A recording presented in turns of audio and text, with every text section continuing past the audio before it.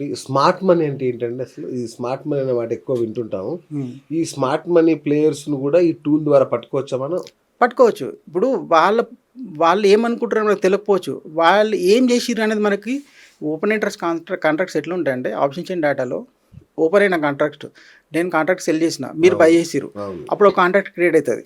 ఈ కాంట్రాక్ట్స్ అనేది live కాంట్రాక్ట్సే option chain డేటాలో ఉంటాయి మొత్తం. అంటే మనకు అక్కడ కనిపించే దాన్ని కాంట్రాక్ట్‌ని మన ఇద్దరం చేసుకున్న అగ్రీమెంట్‌ని అక్కడ దాచిపెట్టలేము మనం. ఓకే. మనం అసలు స్మార్ట్ మనీ అంటే ఏంటి? అదే చెప్తున్నాను. ఈ స్మార్ట్ మనీ బిగ్ ప్లేయర్స్ ఎవరైతున్నారో ఇన్‌స్టిట్యూషన్స్ ఉంటున్నారో డీఏఎస్ కానీ, ఎఫ్ఐఎస్ కానీ ఎవరైనా సరే ఆ! వీళ్ళు ఏదైతే పొజిషన్ క్రియేట్ చేస్తారో ఒక పర్టిక్యులర్ స్ట్రైక్ ప్రైస్ దగ్గర హెవీ పొజిషన్ క్రియేట్ చేస్తారు అనుకుందాం. మనకు తెలిసిపోతది అక్కడ. ఒక రిటైలర్ చేయలేడు. ఓకే. మనకి ఓకే. ఇండికేటర్ ఉంది దానికి అందులో. అవును. మనకు దాంట్లో వాళ్ళు రియల్‌గా బయింగ్ చేస్తుర్రా? రియల్‌గా సెల్లింగ్ చేస్తుర్రా? ఏం చేస్తుర్రు అనేది మనకు మొత్తం వాళ్ళ ట్రాకింగ్‌ని మనం పట్టుకోవచ్చు. అట్లా. ఆళ్ళ పొజిషన్ ఇప్పుడు ఒకటి సిస్టమ్ ఏందంటే స్మార్ట్ మనీ మనం ఈడ మొత్తం మనం చేసేదంతా మార్కెట్ వచ్చి వాళ్ళని ట్రాక్ చేయడం కోసమే మనం పట్టుకునేది ఇక్కడ. ఓకే. రిటైలర్ ఏం చేస్తున్నా మనకు ముఖ్యం కాదు. రిటైలర్ ఎంత తీసుకొస్తాడు? 10,000 తీసుకొస్తాడు, 1,00,000 తీసుకొస్తాడు. అంతే. స్మార్ట్ మనీ తీసుకొచ్చేది కోట్లలో ఉంటది. వాళ్ళ మూవ్‌మెంట్ ఎటువైపు ఉంది? మార్కెట్‌ని వాళ్ళు కన్సాలిడేట్ చేయనీకి ట్రై చేస్తుర్రా? ఓకే. బుల్లి చేయనీకి ట్రై చేస్తుర్రా? బేరీ చేయనీకి ట్రై చేస్తుర్రా? ఆళ్ళ మూవ్‌మెంట్ మనం పట్టుకోవడానికి కోసమే ఏఓసీ మనకి. సో, అంటే మార్కెట్‌లో ఏదైనా పెద్ద మూవ్‌మెంట్ జరగబోతుందని మనం ఈ టూల్ ద్వారా పసిగట్టొచ్చా? తెలిసిపోతది మనకి. ఆ! తెలిసిపోతది. ఓకే. ఆల్మోస్ట్ మనం తెలిసిపోతాం. మనం ఫస్ట్ ఆఫ్ ఆల్ ఏందంటే AOC through first trap come. అచ్చా! ఓకే. ఫస్ట్ ఆఫ్ ఆల్ ఏంటంటే డిసిప్లిన్‌గా మనం ట్రాప్ కమ్. రాంగ్ సైడ్ మనం trap come first. Okay. First of all ఏమైతది ట్రాప్ కాకపోవడం వల్ల ఏమైతది? మన క్యాపిటల్ అనేది సేఫ్ అవుతది. అవును. సెకండ్ థింగ్ ఏందంటే సరే మీరు తక్కువ అమౌంట్ రూ. 100 సంపాదిస్తారా? 1000 సంపాదిస్తారా? 1,00,000 సంపాదిస్తారా? తర్వాత విషయం అది. ఫస్ట్ ఏమైతుంది మనకి లాస్ అనేది జరగట్లే. రాంగ్ సిస్టమ్‌లోకి రాంగ్ ట్రేడ్‌లోకి పోవట్లే. నెక్స్ట్ థింగ్ తక్కువ వస్తదా? ఎక్కువ వస్తదా? మీ స్కిల్ పెరుగుతున్నా కొద్దీ. ఓకే. మీరు ఎక్కువ పోతే కాన్ఫిడెన్స్ వస్తది ఫస్ట్. ఒక మనిషికి ఇంకొకటి ఏమవుతుందంటే మనకి డేటా లెవెల్‌లో dot to dot reversal points వస్తాయి. ఓకే. ఈ రోజున్న డేటా ప్రకారం, గ్రీక్స్ ప్రకారం ఆప్షన్ చైన్‌లో మొత్తం ఎంత రైటింగ్ అయింది, ఇండియా విక్స్ ఎట్లా ఉంది, గామా ఎట్లా ఉంది, థీటా ఎట్లా ఉంది, ఇవన్నీ బేస్ మీద మనకి లెవెల్స్ వస్తాయి. ఓకే. ఆ లెవెల్ నుంచే మార్కెట్ రివర్సల్ అవ్వడం కానీ, ఒక టాప్ ఉందనుకుందాం. రెసిస్టెన్స్ నుంచి రివర్సల్ కావడం కానీ, బాటమ్ నుంచి రివర్సల్ కావడం కానీ, ఆ లెవెల్ టు లెవెల్ రివర్స్ అవుతుంది మార్కెట్ వచ్చి. ఓకే.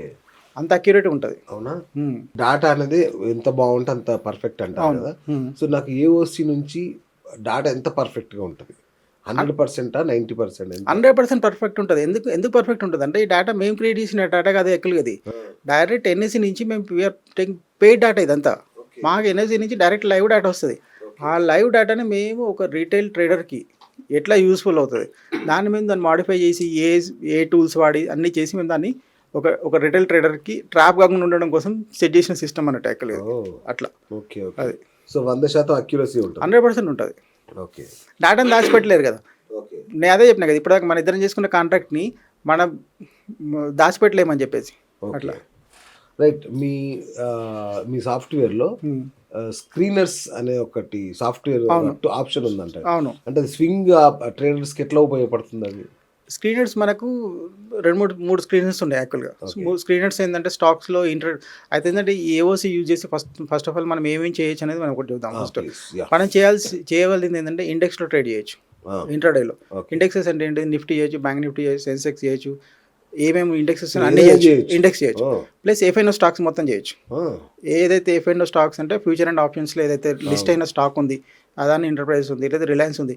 రిలయన్స్‌లో ఏ మూవ్‌మెంట్ జరగబోతుందని మనకు ఆప్షన్ చైన్ డేటాలో మొత్తం కనిపిస్తది యాక్చువల్‌గా. ఓకే. అదొకటి. నెక్స్ట్ మనం వచ్చి ఎంసెక్స్ చేయొచ్చు. హ్మ్. ఎంసెక్స్‌లో ఏంది? క్రూడ్ ఆయిల్ చేయొచ్చు, సిల్వర్ చేయొచ్చు, హ్మ్. నేచురల్ గ్యాస్ చేయొచ్చు, గోల్డ్ చేయొచ్చు. ఇప్పుడు అందరూ గోల్డ్ వెనుక పడుతున్నారు. గోల్డ్, అవును. సిల్వర్. గోల్డ్ ఎక్కడి వరకు పోగలుగుతది?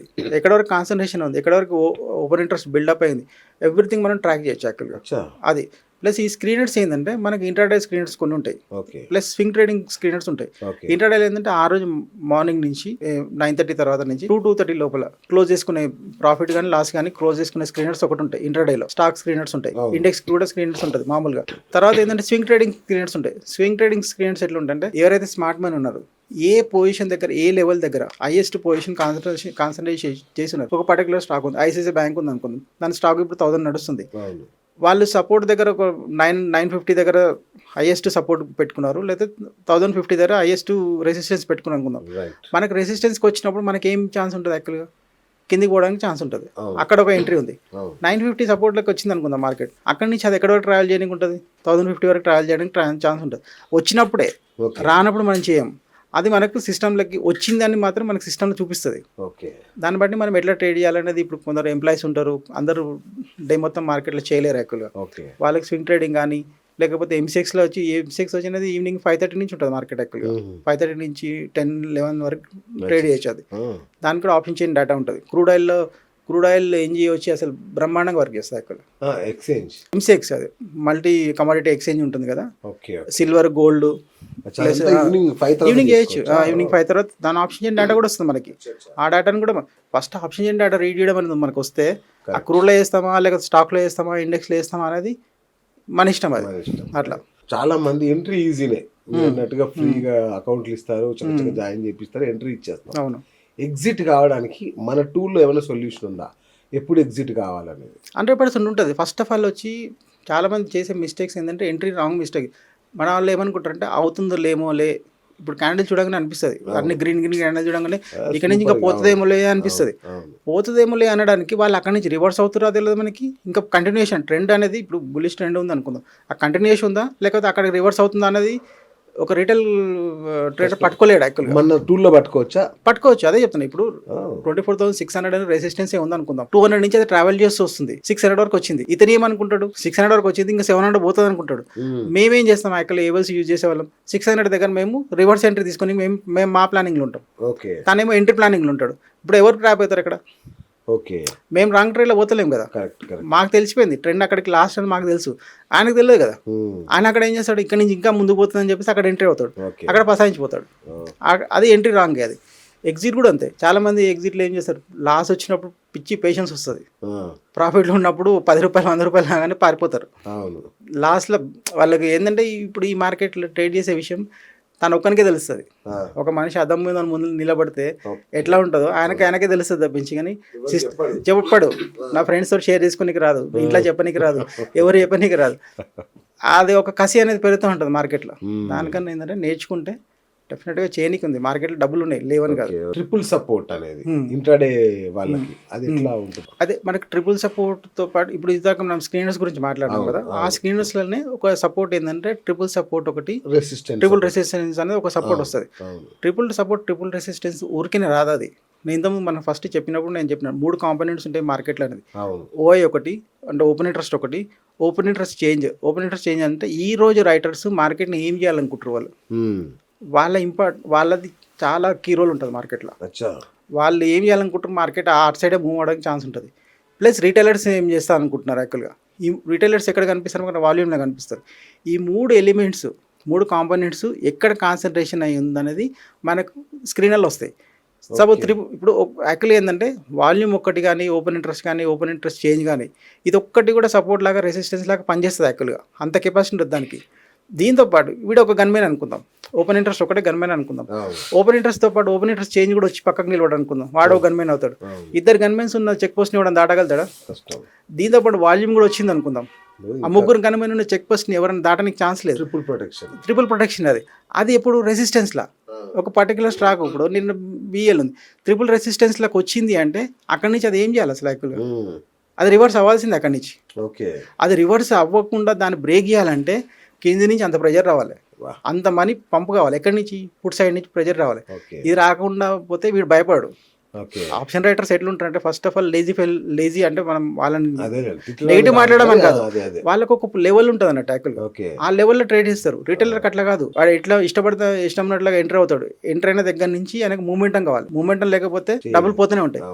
వీళ్ళకి ఎవరైతే బిగ్ ప్లేయర్స్ ఉన్నారో వాళ్ళకి అవన్నీ అవసరం లేదు. ఒక లెవెల్ ఎంట్రీ చేసి అప్పుడే కూర్చుంటారు వాళ్ళు. ఆ మార్కెట్ దాని కింద ఉన్నంత వరకు ఆయనకు నష్టం లేదు. సపోజ్ పుట్ ట్రేడింగ్ చేసిన దాని కింద పైన ఉన్నంత వరకు ఆయనకు నష్టం లేదు. అయితే ట్రిపుల్ రెసిస్టెన్స్, ట్రిపుల్ సపోర్ట్కి వచ్చినప్పుడు మార్కెట్ అనేది అక్కడి నుంచి ప్రైస్ చేంజ్ అనేది రివర్సల్ అవుతుంది. అక్కడ సపోర్ట్లోకి వచ్చింది అనుకుందాం, సపోర్ట్లోకి వచ్చిందంటే ఒక 3 గన్మెన్స్ ఒక దగ్గరే ఉన్నారు, అక్కడి నుంచి ఎంట్రీ ఉంది అని చెప్పి సిస్టమ్ చెప్తుంది. అక్కడి నుంచి మీ ఎంట్రీ ఉందా లేదా, ఇప్పుడు అక్కడ ఉందా లేదా, సపోర్ట్లోకి వస్తే ఎంట్రీ ఉంది, రెసిస్టెన్స్లోకి వస్తే ఎంట్రీ ఉంది. దీనికన్నా మార్కెట్లో గైడెన్స్ ఇచ్చేటోళ్ళు ఎవరు అంటే ఇప్పుడు స్మార్ట్ మనీ అడిగారు కదా ఇప్పుడు. ఆ స్మార్ట్ మనీ 3 వాళ్ళు ఎక్కడ ఉన్నారు అంటే మీనింగ్ ఏంటంటే ఇప్పుడు 24,600 దగ్గర ఈ 3 ఉన్నారు అనుకుందాం. 3 ఉన్నప్పుడు మనం దానికి ఒక కలర్ కోడింగ్ ఇస్తాం, రెడ్ కాల్ సైడ్లో. వీళ్ళని మించి దాటి వాళ్ళు దాని మార్కెట్ని దానిపైన పోనీయరు యాక్చువల్గా. ఓకే. మార్కెట్ అక్కడ వరకు రాణిస్తారు, అక్కడ వరకు పైన ఎందుకు పోనీయరు? పోయింది అనుకుందాం, వాళ్ళు లాస్ అవుతాడు. అచ్చా. ఆ పొజిషన్ ఎక్కడైతే ఇప్పుడు చెక్ పోస్ట్ దగ్గర ఎవరైతే ఉన్నారో ఆ గన్మెన్స్ లాస్ అవుతారు కదా.